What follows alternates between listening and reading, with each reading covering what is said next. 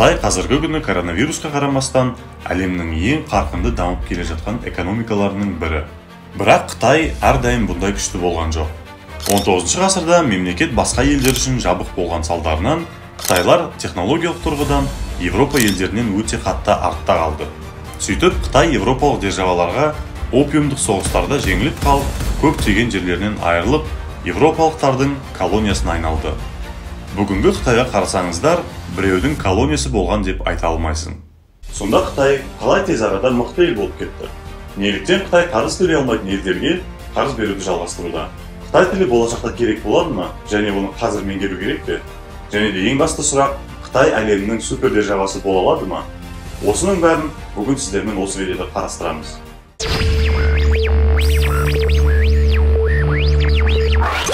Қытай Халық Республикасы жайлы қысқаша мәліметтер айтып өтейік. Біздің шығыстағы көршіміз, инвесторымыз және де стратегиялық партнеріміз. Қытай әлемдегі ең халық саны көп мемлекет екені ешкімге құпия емес. Және жер көлемінен Ресей және Канададан кейінгі 3-ші орында тұр. 1949 жылы Қытай Халық Республикасы жарияланғаннан бері Қытай мемлекетін коммунистік партия билеуде. Ресми түрде мемлекетте 8 партия болған күнде де Қытай Халық Республикасын бір партиялы авторитарлы мемлекеттерге жатқызады. Қытай Халық Республикасы 14 мемлекетпен шектеседі. Номиналды жалпы ішкі өнімі 14,2 триллион доллар. Адам басына шалғанда 10.153 доллар. Бірақ Қытай әрдайым бұндай мықты болған жоқ. Өткен ғасырларда ғана Қытай опиумдық және дүниежүзілік соғыстарда әлем державаларынан таяқ жеп жүріп, көптеген жерлерінен айырылды. Өйткені Қытай балық аулап жүрген аграрлы мемлекет болды. Өткен ғасырларда Қытайдың әлсіз болғаны соншама, европалық мемлекеттер Қытайдағы жерлерін тартып алып, өздерінің колониясы етті Қытайды. Сөйтіп Гонконгты ағылшындар алды, Макаоны португалдар алды, Ресей Дальний Востокты алды, Франция Индокитай мен Вьетнамды алса, жапондықтар Тайваньды алды.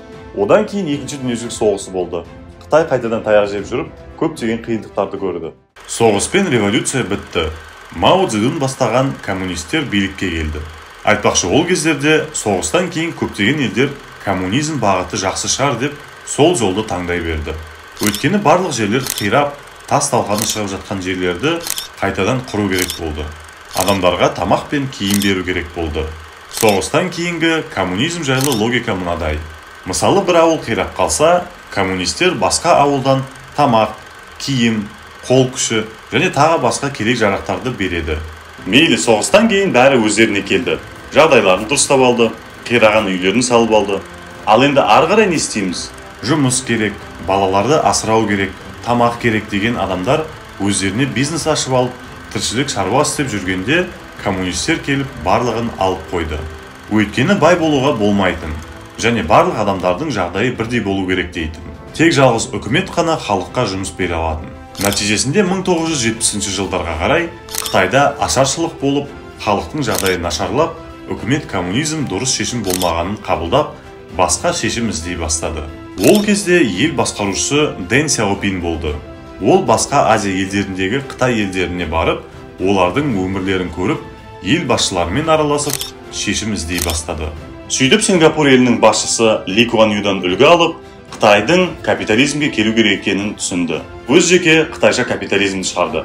Ол деген коммунистік режимді капиталистік тұрғыдан ойға асыру болды. Сөйтті де Қытайдың Гонконгпен шекарасында осындай бір кішкентай Шэньчжэнь деген 30.000 адамы бар ауылда Special Economic Zone немесе ерекше экономикалық аймақ ашты. Ол деген шет елдері үшін Қытайға келіп бизнес ашып, инвестиция жасау мүмкіндігін ашты. Өйткені Қытайда жұмыс күші өте арзан болатын. Одан кейін болған жағдайды ғажайып ертегі деп айтпасам болмайды. Мына 30.000 адамы бар ауыл қарқынды адыммен дамып, тез арада 10 миллиондық үлкен қалаға айналды. Адамдардың жалақысы күніне $1 жылына 30.000 долларға дейін өсті. Осы модельді Қытай басқа жерлеріне де қолданып, бүкіл елде осындай қалаларды құрды.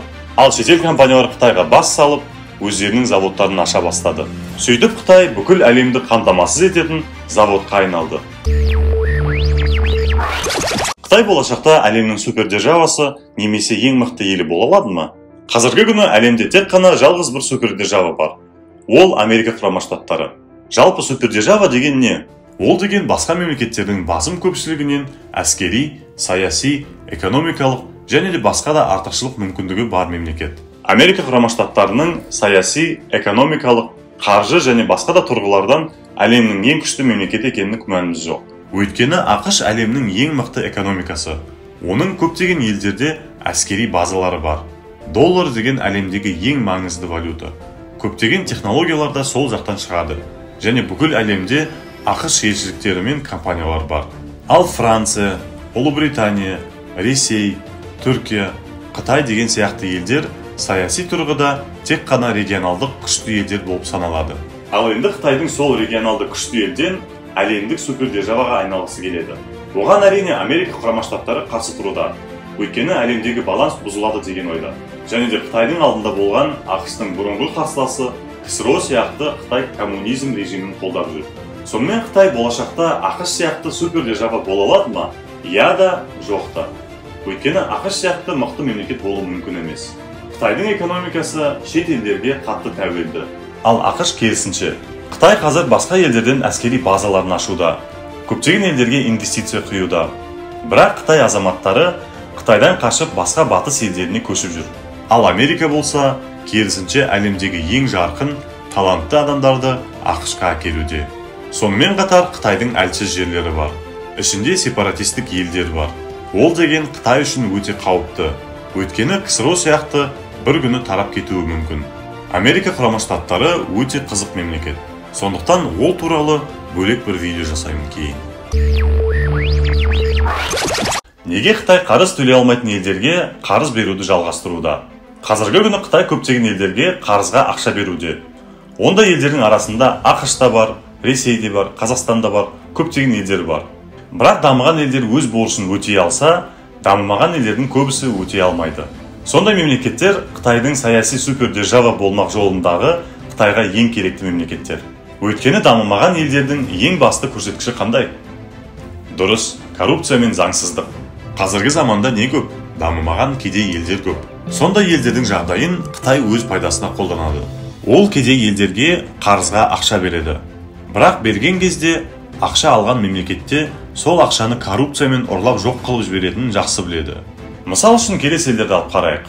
Шри-Ланка үкіметі 2010 жылы теңіз портын құрастыруға Қытайдан 1,5 миллиард доллар қарыз алды. Порт деген Шри-Ланка үшін өте керемет жаңалық.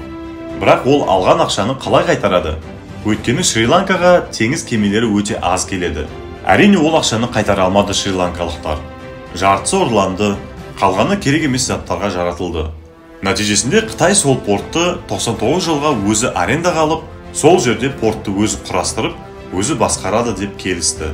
Батыс елдері Қытай ол жерді әскери база ретінде қолдануы мүмкін деп қорқады. Екінші ел Пакистан. Пакистан Қытайдың ең жақын партнерларының бірі. Өйткені олардың жауы ортақ, Индия. Пакистанға Қытай көптеген ақшаны қарызға берді. Өйткені Пакистанда Шыңжаң ұйғырларымен шекарасы бар. Сондықтан ешқандай террористер Қытайға кіріп кетпесін деп, пакистандықтарға ақша беріп, қарызда және тыныштықта ұстап отыр. Үшінші ел Қытайдың бұл тәсілді сәтті қолданған елі ол Джибути. Джибутиді қайда екенін білесіздер ме? Міне мына жерде екен.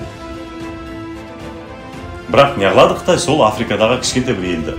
Джибути деген әлемдегі теңіз сауда жолдарын бағалау мүмкіндігін беретін кішкентай бір ел. Араб елдерінен Европа мен Америкаға күніне 4,8 миллиард баррель мұнай Қызыл теңізіне өтетін жол осы Джибутиде орналасқан. Сондықтан сол бір кішкентай Африка елінде көптеген елдердің әскері бар. Соның ішінде Қытай да бар. Бірақ Америка Құрама Штаттары, Франция деген сияқты елдер тек қана әскерін әкеліп тастаса, Қытай Джибути еліне инфраструктура құрылымы үшін көптеген ақшадай қарыз берді. Әрине ол ақшаның бәрін Джибути қайтарып бермеді. Өйткені ол елде де ұзақ жылдар бойы диктатор президент отыр. Және де әрине ол ақшаның бәрін өзіне алып алды. Ал Қытай болса, тағы да 99 жылға Джибути елінен арендаға жер алып, әскерін кіргізіп, әскери база етті. Сонымен неге Қытай ақша қайтара алмайтын елдерге қарыз беруде? Өйткені олар ол ақшаны қайтып алмайтынын біледі. Бірақ кейінірек сол мемлекеттерге Қытай үшін өте тиімді келісім шарттарды қабылдатуға мәжбүр етеді. Сондай келісім шарттарда әрине олар арендаға жер беруді талап етеді. Қытай тілі болашақта керек болады ма? Және оны қазір меңгеру керек пе? Негізі әлемде Қытай компаниялар өте көп, әсіресе банктері көп. Және олар тағы да көбейе береді. Кез келген елдің компаниясы басқа елден филиал немесе компания ашқысы келсе, өз елінен 1-2 адамды жіберіп, қалған жұмыскерлерді сол жергілікті адамдардан алады. Бірақ Қытай компаниялары емес. Қай мемлекетке барсаң да, Қытай компанияларының 90-95% Қытай жұмыскерлері. Оның себептері бар. Біріншіден, ол халық санына байланысты. Қытайда халық саны өте көп болғасын, олар қай жерге барса да, біріншіден өз адамдарын жұмысқа тұрғызуды ойлайды. Екіншіден, Қытай жұмыскерлері өте еңбекқор. Күні-түні жұмысында отыруға дайын. Өйткені бәсекелестік өте жоғары. Және сол адамдар керек тілдің бәрін не біледі, не үйренеді. Үшіншіден, әрине ол экспансионистік жол. Қытайдың әлемдегі рөлін арттыру және супер күшті мемлекетке айналуына тағы да бір қадам. Жеке өз басымның Қытайда оқыған көптеген таныстарым бар. Менімен жастысы бар, үлкені бар, кішісі бар. Біреуінде Қытай компаниясында жұмысқа алған жоқ. Бірақ Қытай әлемнің жан-жағындағы елдерге студенттер үшін оқу грантын береді. Себебі олар ертең өскесін Қытай менталитетіне жақтасып, өз елдерін Қытайға жақындатуға үлес қосады. Сонымен Қытай тілін қазір меңгеру керек пе болашақ үшін? Меніңше керек жоқ. Қытайлар керек тілдің бәрін өздері-ақ үйреніп алады.